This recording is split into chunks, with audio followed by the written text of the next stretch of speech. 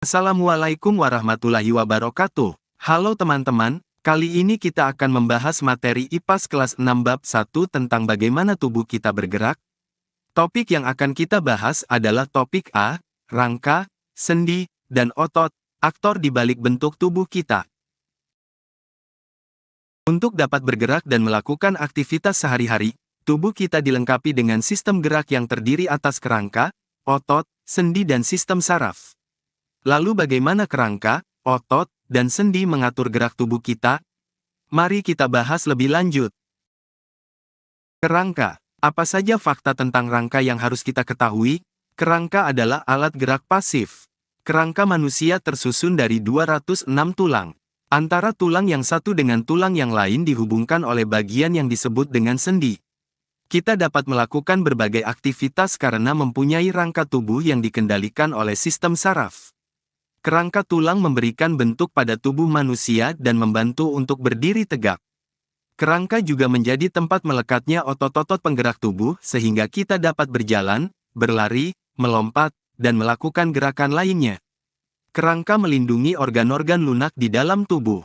Contohnya, tengkorak kepala melindungi otak, serta tulang rusuk dan tulang dada yang melindungi paru-paru dan jantung. Otot. Otot adalah alat gerak aktif. Otot melekat pada tulang dan membantu melakukan berbagai gerakan tertentu. Otot dapat meregang dan menegang sesuai kebutuhan. Tulang-tulang di tubuh bisa bergerak dikarenakan otot. Otot memiliki 3 sifat yaitu 1. Kontraktilitas yaitu otot bisa memendek ketika kontraksi. 2. Ekstensibilitas yaitu otot bisa memanjang ketika relaksasi. 3. Elastisitas yaitu otot bisa kembali ke ukuran semula.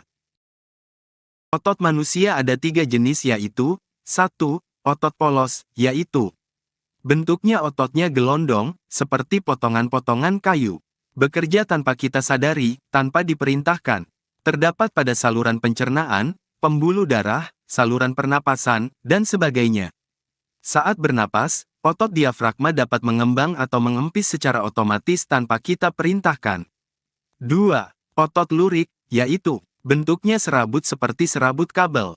Sering digunakan saat kita beraktivitas sehari-hari. Menempel pada rangka dan dapat dikendalikan secara sadar. Saat kita mengangkat benda, otot ini akan berkontraksi dan membuat kita mampu mengangkat benda. Saat mengunyah, otot rangka pada bagian rahang akan berkontraksi dan menyebabkan rahang bergerak. Begitu halnya, ketika kita sedang buang air besar. Dan yang terakhir adalah otot jantung, yaitu bentuknya serabut dan membentuk anyaman antara serabut yang satu dengan serabut lainnya. Hanya terdapat di dinding jantung. Bekerja tanpa kita sadari atau tanpa diperintahkan. Saat tidur, makan, atau belajar, otot jantung tetap memompa darah ke seluruh tubuh. Sendi. Berdasarkan jenis geraknya, sendi di dalam tubuh dapat dibagi menjadi 3, yaitu 1. Sinartrosis atau sendi mati atau dikenal juga dengan sendi fibrosa, yaitu sendi yang menghubungkan 2 tulang atau lebih yang tidak menimbulkan pergerakan. Contohnya, sendi antar tulang tengkorak yang disebut sutura dan sendi penghubung gigi dan tengkorak yang disebut gomfosis. 2. Amfiartrosis atau sendi kaku, yaitu sendi yang memungkinkan pergerakan, walau sifatnya terbatas. Contohnya, sendi pada ruas tulang belakang dan simfisis pubis pada pinggul. 3. Diartrosis atau sendi gerak atau dikenal dengan sendi sinovial, yaitu sendi yang memiliki cairan sinovial sebagai pelumas sehingga sendi dapat digerakkan. Contohnya, sendi pada bahu dan lutut.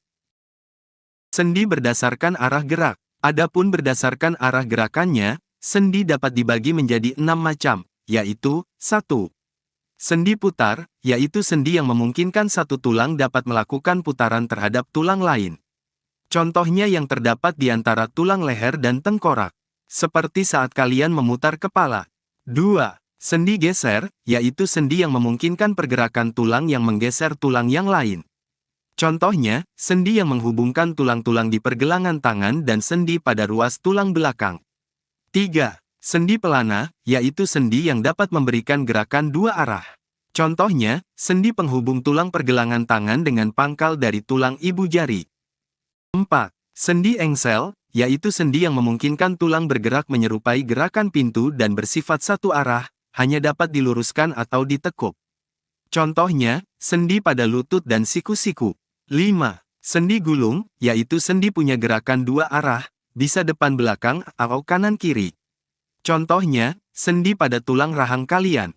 6. Sendi peluru adalah jenis sendi yang berbentuk seperti peluru. Sendi peluru memungkinkan bagian tubuh kita bergerak ke segala arah dan memutar.